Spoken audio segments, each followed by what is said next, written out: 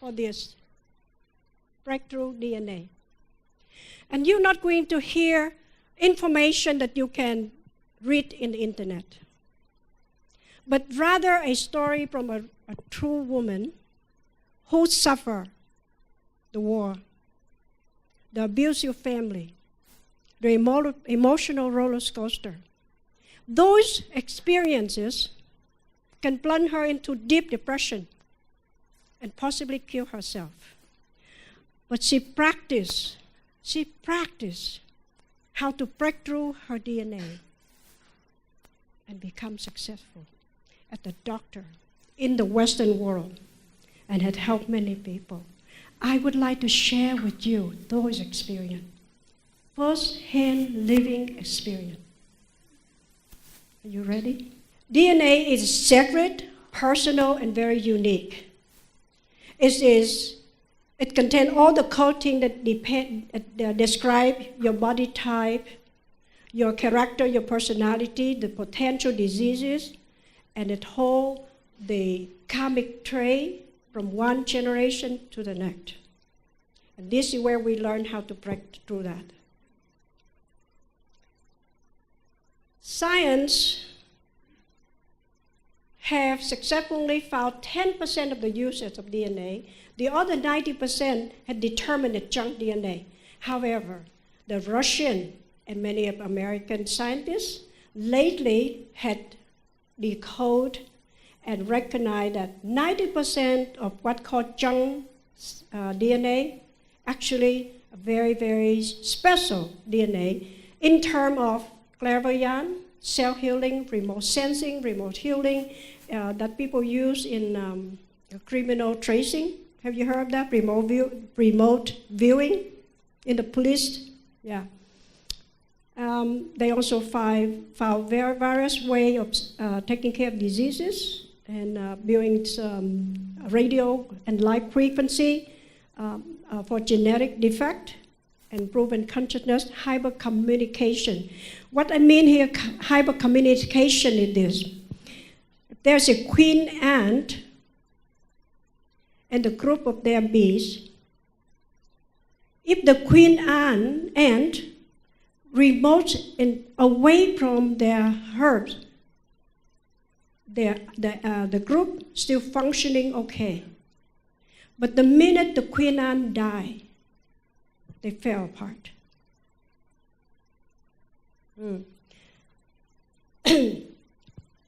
Also, they have proven, they have found restoration of anti-aging and also restoring the heart and prolong life.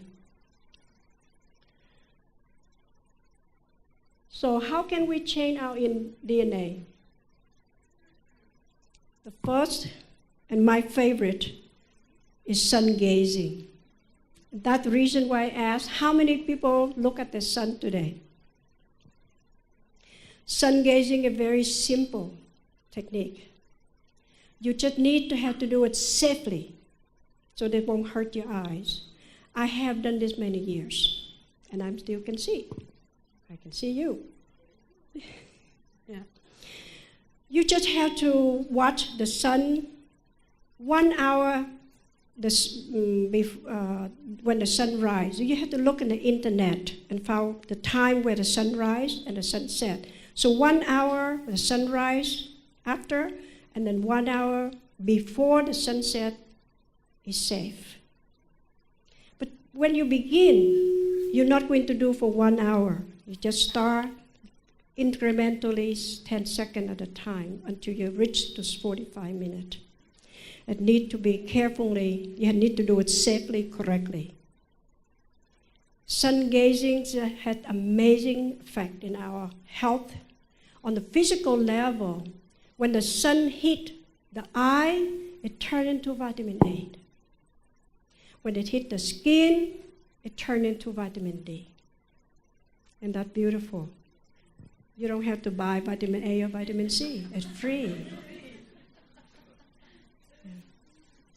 It improves our eyesight. It can cure eczema, psoriasis, many kinds of diseases. That And also, it can take care of osteoporosis, pains, rheumatoid arthritis in the body. That on the physical level, and the list can go on. On the mental level, it brings clarity, peace, calmness for the mind. And it also takes care of depression, especially after 3 months of sun gazing.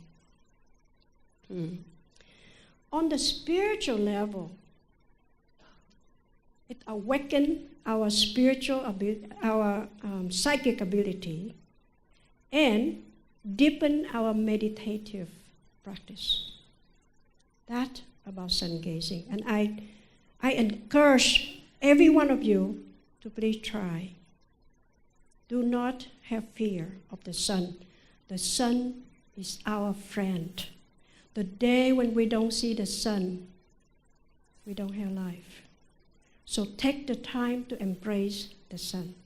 Especially in Singapore, I don't see the sun very much. So when I see you raise your hand today, you see the sun. Where was the sun? Because every morning I went to Bison Park and I did Qigong from 6:30 to 7:30. And you know, the minute I see the sun on the other horizon, just like a child, I ran to there and watched the sun until 8 o'clock. Because that's all the time I can have. I have to stop when the UVs are high.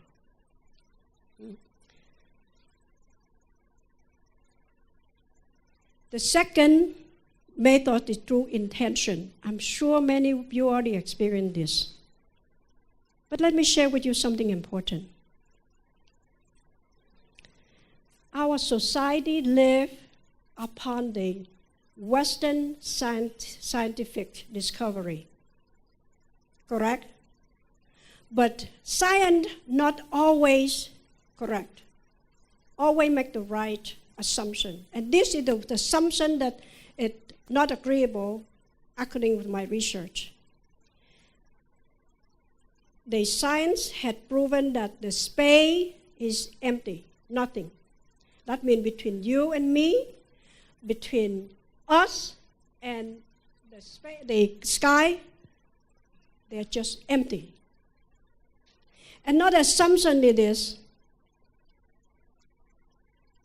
the inner thought, feeling, emotion, and our belief had nothing to do with the outside world. I don't believe so. And I can prove it. Have you heard of distant healing? Yes. You see, according to Buddha teaching, the space is not empty. Instead, it's far from true.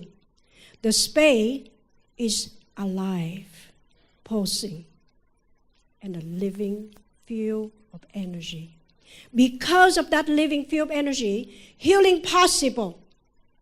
We can change our destiny. We can change our life. We can change the world.